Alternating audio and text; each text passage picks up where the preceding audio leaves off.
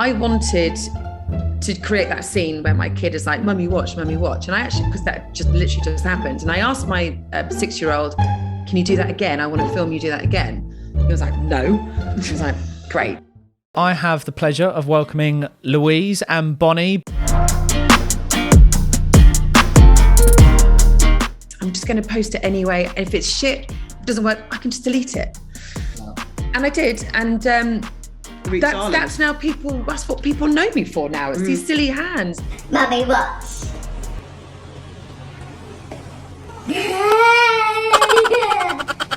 Would you say that if someone is going to start it, of the mindset of I could monetize a little bit further down the line, to theme yourself? I think it's very good to have that consistency, and I think that's what brands want to see. So I think it's really important just to not be fake and not try too hard. It's got to feel really natural. The girls and dads that we represent now, there's a theme throughout all of their content, and they've become their own content creators, and they're sort of their own brand in themselves. And brands want to see that, and they want safe content as well. I wrote down brands that I wanted to work with 5 years ago.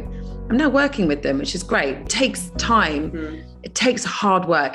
Hey everyone, welcome back to my channel. So I have the pleasure of welcoming Louise and Bonnie, but just before we begin, I'd like to say a big thank you to Casita Properties, my podcast sponsor. They are the UK leading property company when it comes to off-market discreet buy-to-let sales. All the links will be in the description below. I think I've said that before. Louise, Bonnie, a lot of people are going to know who you are when we're in the lead up to the promo of this, but just give a very sort of brief overview of who you are and what you do. Bit about blind date. You go first. Hello, my name is Bonnie Barry, and I am the co-founder of a influencer marketing agency called Monetisation, and I primarily work with parenting influencers with a large following on Instagram and TikTok. And my name is Louise. She's my sister. I'm on Instagram and TikTok as Mama Still Got It. I am a mum of 3. I'm a model sometimes. I'm on Instagram and TikTok as a content creator. I've just written a book. Yeah. And I'm pretty tired, to be honest, but yeah. Yeah. But it's all good fun. It's all good fun, right? Do you know what? It is all good fun. It is. It absolutely is. Yeah. And I forgot to mention that I launched my business in the pandemic in my bedroom in the middle of, when everyone was in lockdown. So it was a tough decision, but the best one I've ever made. So it's been great. And she's killing it. And having Louise as my sister really does help as well. We do quite a lot of stuff together. We try and be funny, relatable, and very proud of her. Absolute power team. I love it. And we are going to talk about that because obviously lockdown was huge opportunity. And I know so many mums that ended up getting on TikTok, and I don't think anyone really realised how big the opportunity was. I certainly remember it coming to life and thought, I think everyone just thought it's for kids. I did that. Yeah. I actually, weirdly, the only reason I know about TikTok is because of Bonnie. Yeah. So you were working for another company, Blogosphere, and they had an event on, and they had TikTok as a sponsor, and Bonnie got that sponsorship. Yeah. And so Bonnie said to me, "Have you heard of TikTok?" I was like, "What's that, like a mint or something? Like, what is that?" And she said, "It's a new social media platform, and it's like."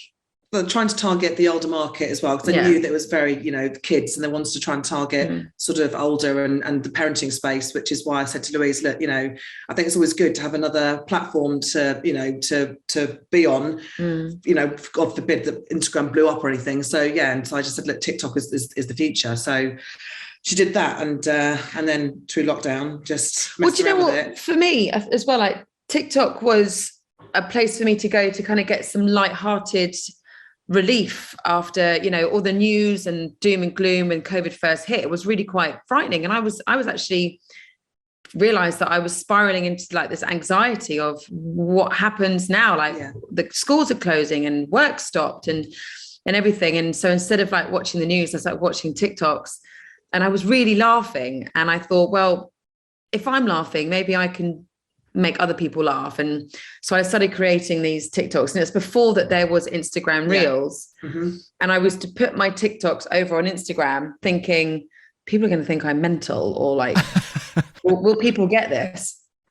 And and the rest is history. And it turns out people like to laugh and like to kind of feel that they're normal in this parenting journey that we're on. And it's been really wonderful, actually. Yeah. I think so many people were seeking like humor. I think that's where everything was so doom and gloom. And I think just having that, transition from thinking, okay, it's not just for kids. There's a really good platform here.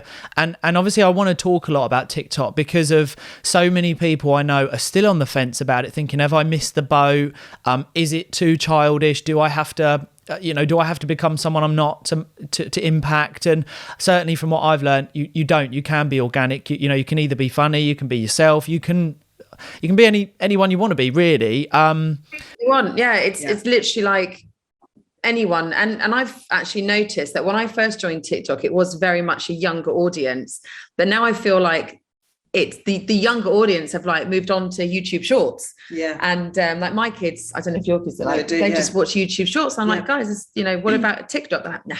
Yeah. YouTube Shorts. I'm like, all right, well, I'll stick to TikTok. And I'm finding more people our age on TikTok now than before, like, you know, compared to like absolutely. And from an agency point of view, I have to say TikTok briefs coming in left, right, and centre, who are looking for, funny content they can boost.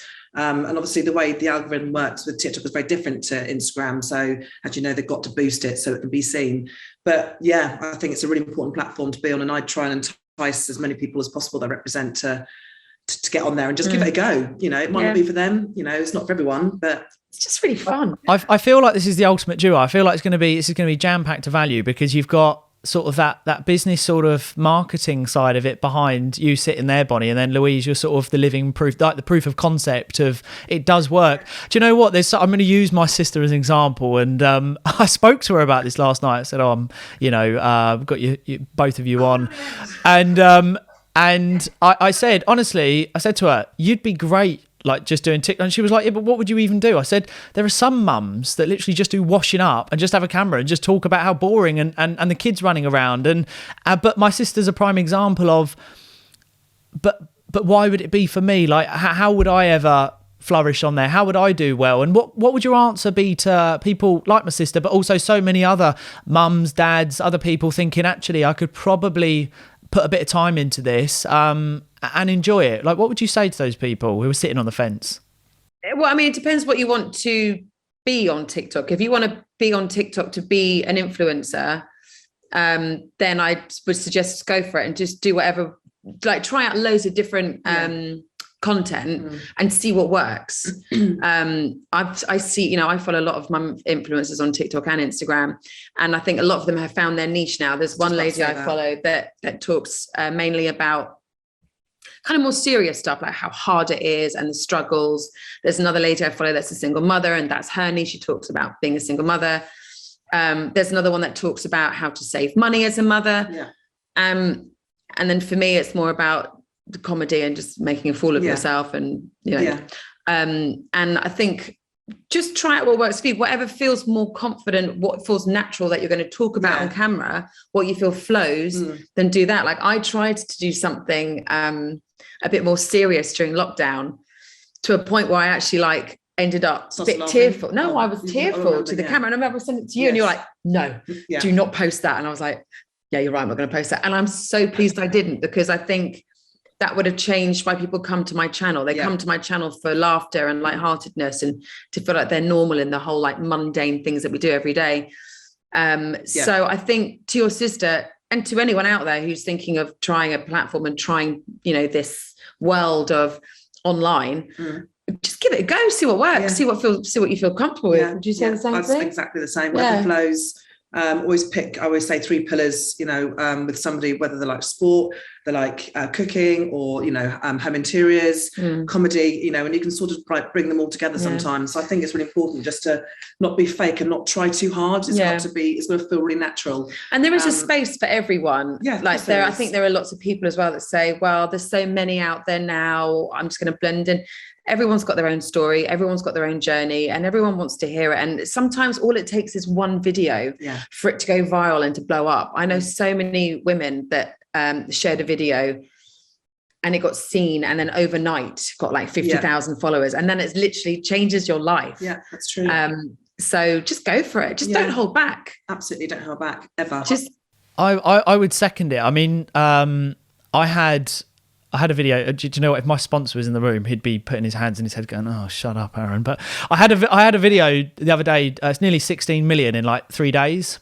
wow. And I gained like 35,000 followers on TikTok in those 72 hours. And one thing I would say is, what I've learned, and I suppose, Bonnie, this is probably going to be aimed towards you, because I have a very good friend of mine who now runs probably one of the quickest growing sort of like influencer agencies now. And he has said that the opportunity, if you theme and position yourself right, and this is what I want to ask, there's that balance of enjoying it, but also seeing it as a business opportunity, because I tend not to use the word social media. I think it's quite vain. I think, you get caught up in this comparison world, but there is like a big opportunity. Would you say that if someone is going to start it, of the mindset of I could monetize a little bit further down the line, to theme yourself in terms of, imagine a brand looking at you in like 12 months time, what do they see? How can they speak to you? Like, does it make sense? Do you see what I mean? Absolutely, 100%. And I've seen the girls and dads that we represent now, there's a theme throughout all of their content, and they've become their own content creators, and they're sort of their own brand themselves. And brands want to see that, and they want safe content as well. It's very, I'm very hot on, no swearing in your content, to make sure that it's going to be aesthetically pleasing to the eye, but also it's entertainment for parents as well as their kids as well. So there's all sorts of elements as well. Some parents don't like having their kids involved, and they've got to have that seamlessly run through all of their content. Otherwise, it changes, and all things from like the thumbnails. Some clients like to sort of script influencers as well, and I'm very much like, no, it has to be in their style. And like every single when you go to their platforms, their profiles, you'll see all of their pictures are very similar in their own style. So I think it's very good to have that consistency, and I think that's what brands want to see. So whenever they pop up, someone knows exactly who they are and what the content they're going to be getting, and I think that is key. Yeah, massively. And then obviously hands-on experience, Louise. Was there something you noticed at a point, did you reach a certain amount of followers? Was it the verification? At what point did you think, I could get a bit of bang for my buck here? It was the it's all been a bit of, it's been a process, but then I'd say if you'd said to me 3 years ago, in 3 years' time, you're going to have this amount of followers on Instagram and TikTok, you'll have a book out, and you'll get noticed in the street, I'll be like, whatever. Yeah. But it has happened, and it is incredible. And what I'm grateful for is it all kind of happened at the time, as I said, when COVID was here and my modeling stopped. It completely stopped. Like lots of jobs stopped, and I had no income, and I kind of had to throw myself into something else. And I didn't think at the time that it would get me as far as it has done, because of my Instagram and TikTok, and I guess seeing personality and humor coming through. I've secured contracts with like L'Oreal Paris and Garnier and Very and many others, and for that I am so grateful. And I must admit, I honestly didn't think that this would happen. So it just opens doors. It just opens up doors that I never thought would open. It's been quite a journey for us both, actually, because when I first started, so like rewind backwards, I first started this influencer marketing about 13 years ago at a company called Brave Bison, and obviously had children and wanted to get out of the sort of rat race. Was really like not very confident, and then I always had this light bulb moment. I was like, I was up at night thinking nobody's doing anything on YouTube or social media where they're talking about the shitty parts of parenting, and just be really honest. And I was like, oh my God, that's a really good idea. And then somebody else launched exactly what we were doing on YouTube. So I was like, right, okay, that's that. So obviously what I was thinking was going to happen anyway. And then I started writing a blog with another friend of mine called Mum's the Word. And I really wanted to sort of get it to a place, but not sure what's going on. And then Louise obviously was trying to change her her journey and where she was going to go. And she got on Instagram, and there was, and I'll be honest, and we went through a really tough time together where I was becoming very jealous of what she was doing. Sibling rivalry. Oh, I know it. I know it. Yeah, I wanted to be where she was. And I just saw her growth. And you tried so many different things, from, you know, mugs and your mum of the month, which I hated, because I was just like, why am I not being featured? I'm a great mum of the month. And there was a bit of a dark time between us, I'll be honest. You can't please everyone. Louise on that side. We went to this mothers' meetings in town, didn't we? And we saw Mother Pucker and Mother of Daughters on a panel, and we were both there. And I just looked around the room just going, there's such an opportunity here for me, because I then suddenly got my business head on, just going, I could manage people and then build, like, that would be my empire, as opposed to sort of being on the influencer side. And then, you know, obviously, looking back now, I can't believe that I was so upset, because we now work so well together. It goes hand in hand, doesn't it? I'm not an influencer, but I work on the business side now. Yeah, it goes. It's like a sponsorship. It's exactly the same as myself and my YouTube sponsor. You know, it's, you know, one's in front of the camera, but one's behind the scenes and everything like that. And as long as it marries up, it works quite nicely, and everyone can capitalize on it. I think that's the thing. You know, my message at the moment is there is so much opportunity if you're willing to pull your finger out. And you know, I quote, like, it was well ahead of his time, but like Arnold Schwarzenegger said years ago, you know, someone said to him, how have you managed to basically take over? And he just said, literally, work hard, but big advertisement, like advertisement, which is now marketing. There's so much opportunity. Just back at you, Bonnie, in terms of, and this, I suppose this is also a bit of a question for myself. It's one that I've had a few times now with some PR agencies and stuff like that. But for someone like myself, or in similar positions, and people that are looking to kind of structure their socials to get noticed, what kind of things should we be proactive about it? Because I've been told very much, go and speak to the brands that you want to work with. Don't wait for them to come to you. Like, what's your behind the scenes sort of the business model? What should we do? Wait or go and attack it? Sorry, I'm just gonna jump in, because that's exactly what I did. Sorry. There were certain brands that I really wanted to work with that perhaps had ignored my DMs, because you can literally DM everyone. Everyone's there. You can DM David Beckham if you want to. He's right there. He's my next guest, by the way. Brands and say, I'd love to work with you. Never got a response. And I was like, fair enough. And then I actually got the product, used the product, and would actually make content completely organic. Tag them in it. Then it was noticed, because then people were commenting going, this looks amazing, this is great. And that's when brands started to notice. So, I was exactly going to say that. The words out of my mouth. Absolutely. Sorry. It's all about proactivity. You know, like you said, you know, build your own dreams, otherwise somebody else will hire you to build theirs. And I'm very much like, you know, if you want something, it's not going to land in your lap, just go out and get it. I come from a sales background, and, you know, a lot of the time it was very proactive, not reactive. But the position I'm in now, working with some amazing parenting influencers, is brands now come to us, which is brilliant, because of what we do, and they've seen the content that we create, which is very professional. It's really high quality content. But yeah, I just think as someone starting out, just absolutely go for it. Write your own little media deck if you want, about your credentials, who you are, what your passions are.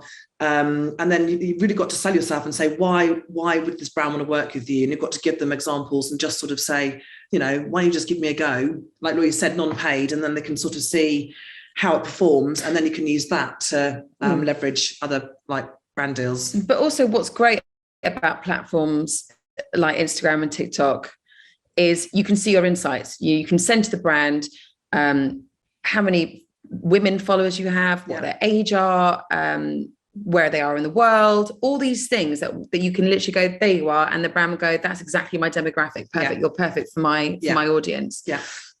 Which again is extremely helpful for the brands and for us. Actually, it's like a CV, really. We just sort of, you know, rather than saying all the jobs you've had, just saying what you can do for a brand. Well, it's like looking. Isn't it funny? Like when we break down normal employment, you would go and look for your job.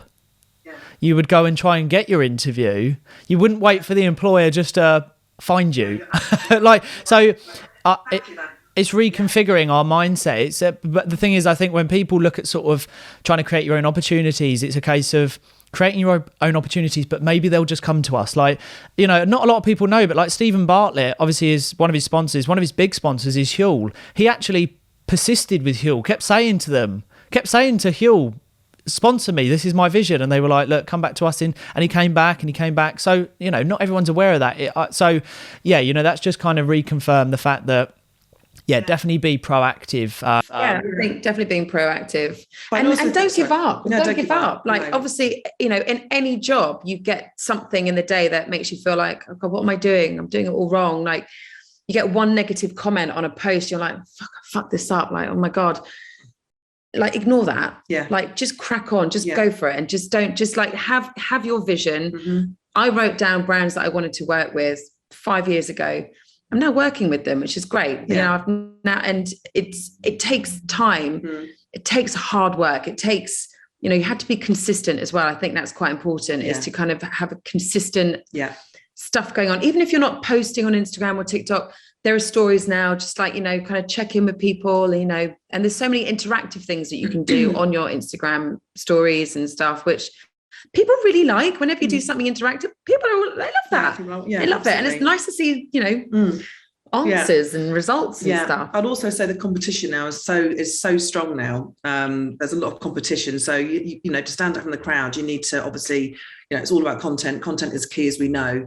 And I think what a lot of the influencers, some of them I work with, although they've got like thousands of followers, they sort of expect brands to work with them. I'm like, it's not that easy anymore. You know, and I think they get a bit complacent about their stuff and just think because the numbers keep going up, they should be privileged and stuff. And that's not how it works anymore. You know, it is all about content and the quality of it and what a brand's going to get out of it, you know, whether it's usage rights and they're going to get, you know, allowed to share it across all their socials and stuff. So yeah, I'd say as well, I've seen that change quite a lot now. Also, what I've seen change is, I think back in the day, brands were really interested in the amount of followers you have, whereas now it's more about the engagement you get. Like, you can have an influencer with millions of followers, but the actual engagement they get from it is nothing. Whereas you get an influencer with, say, 5,000 followers, and their engagement is much more. I think that, again, is really important. I don't want people to think, oh, I can't do this because I haven't got all these followers. Doesn't matter. No. Everyone starts somewhere. If you can get an audience that's engaging and listening to you and are loyal, then I'd absolutely agree with that. That's one thing I've learned from TikTok. TikTok doesn't discriminate against followers. So it's, you know, like, you could go on live, you only have 1,000 followers, but if you're talking about really relatable things, you could be reaching an audience of 300-400 people. Something I just want to ask, one thing that I really like about you two, when people get verified and they grow a big following, some people become pompous bigots. I'm just going to say it because I've met them.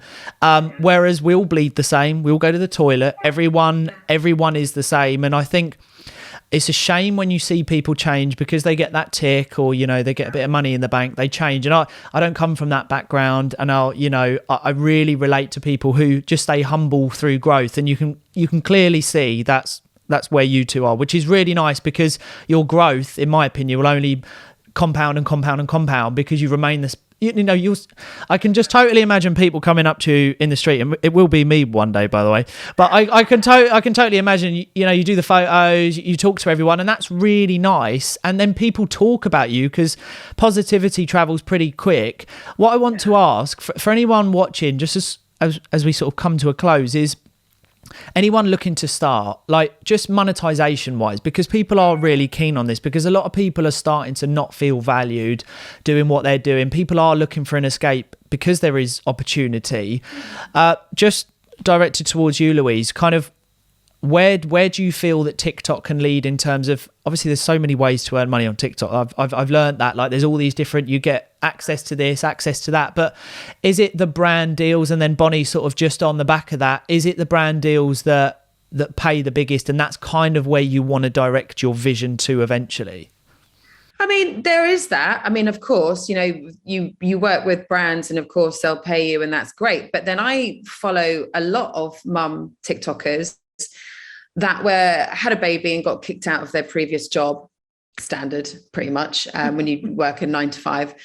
And they started up their own companies. I know one lady that started up her own baby clothing line. Another lady started doing her own murals and prints and clothing. I've seen so many mothers go on TikTok and be like, this has happened. This is my story. Like, as you said earlier, I was talking to camera saying, I was in this job, I had a baby, I got kicked out. I've decided I have got a dream doing this, and I've always put it on the back burner. I'm going to do it now. And you can add your website to TikTok in your bio, drive people there. Honestly, there's one lady in particular who has moved offices. No, it's children's clothing. She's changed offices 3 times, like just enlarged in the space of since I've been on TikTok, which is 3 years. And she does these stories of like her journey and how and she's there going, guys, if you have a dream and you want to do it. These platforms are the quickest way to be seen. Yeah. You know, you used to put an ad in a magazine, you know. Yeah. Now it's there. It's all in our fingertips. It's literally in our phones. We can grow quick. In front of her. You grow fast. And I see it all the time. And it's funny actually, because the majority of these influencers are generally women, mothers, because we are almost in a position where we need to be there for our kids. We can't get to the school gate on time if we're working 9 to 5. So we have to decide, okay, we're going to work for ourselves. What are we going to do? Well, actually, I have a dream to do this, and a dream to do that. And you work at it, and then and honestly, you watch. I've seen so many women thrive from these platforms and just going for it. And there's ask for help, ask someone to help you with your website, ask someone to help with product, whatever. And then on the back of that, you go to these other influencers online, like say for me, for example, and say, if I send you this product, do you mind just doing one Instagram story? Yeah, sure, that'd be great. I love this product for my kid.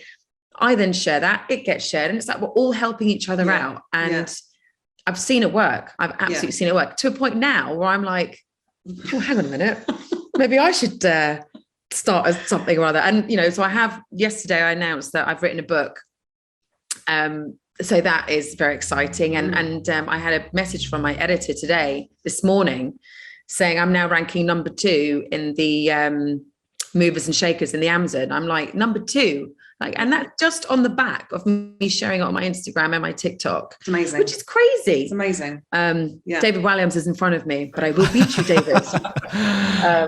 So there is, I kind of feel like they say the world is your oyster. I kind of feel like, social media is your oyster. You can launch anything. You just got to get that confidence and get that kind of drive and just really want it and just go for it. I totally agree with that. Really so final words from the both of you. So people watching this thinking, I do want to get in front of the camera, I'm a little bit nervous, but I've listened, I've learned. What's the next step? Like, what do people do? Do they just jump straight in and get on with it because opportunities right now? I'd say just practice. I mean, I know this sounds really bizarre because I've been in front of the camera since I was 15 as a model, but obviously I wasn't talking. It was just stills. And when I decided to go and do what I do online, I realized that I had to actually now talk in front of the camera, which I found really weird. And I hated it. And the amount of times that I would take a video and go like, shit, and do it again, or like stumble over my words, or get it wrong and think, I hate my voice or whatever. But loads and loads of practice. I mean, literally, you can't shut me up now. Yeah, it's true. But also finding what you're good at. Like, for example, Kat Sims, who I represent, and she's amazing. She's had a book out as well. She just launched a podcast, which she talks on her own about mental health, sobriety. So that's her journey. And that's really good, actually. It's really but good. she realised her niche on TikTok, where she was the most amazing lip syncer. And so that's where she started out. So I think you just got to trial just what you might be good at, what you're not good at, and I used TikTok when I first, because I didn't know how to use it. I was like, what the hell is this? This is really complicated. I literally played around with it like a kid plays around with a new toy. I would play around with it. I wouldn't post anything. I would just play around with it, see how it works. And then I think there was one day where I did something which just wasn't my usual content at all on Instagram. And I think I had a glass of wine. I was like, I'm just going to post it, just see what happens.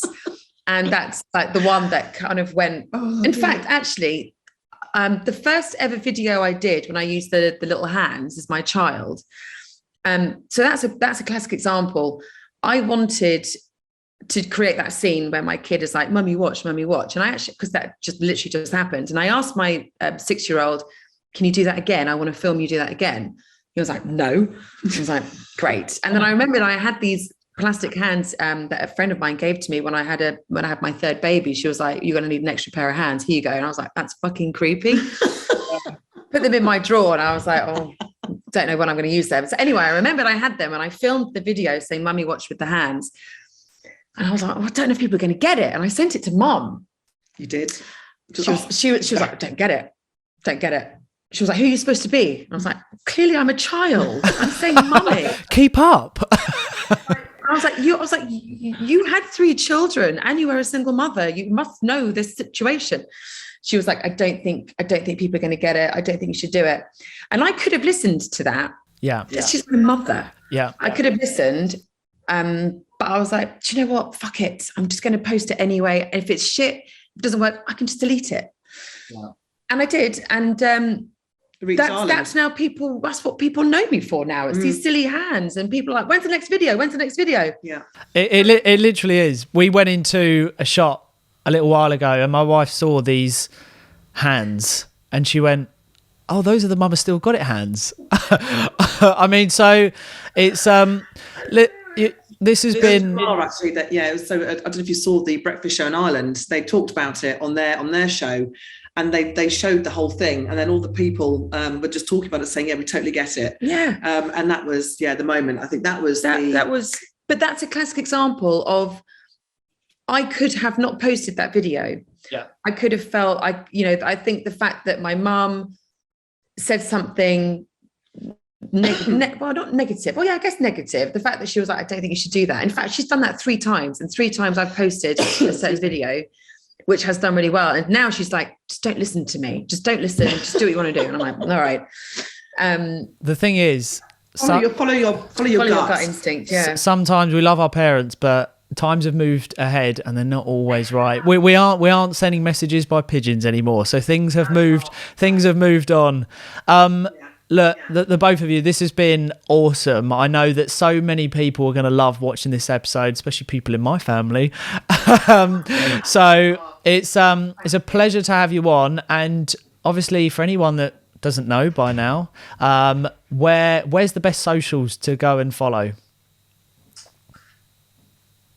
Well, I guess What do you mean? Influence other people to? Yeah. So if you just want to share, I'm going to include it in the links. But what's the best socials for people to go and follow you on?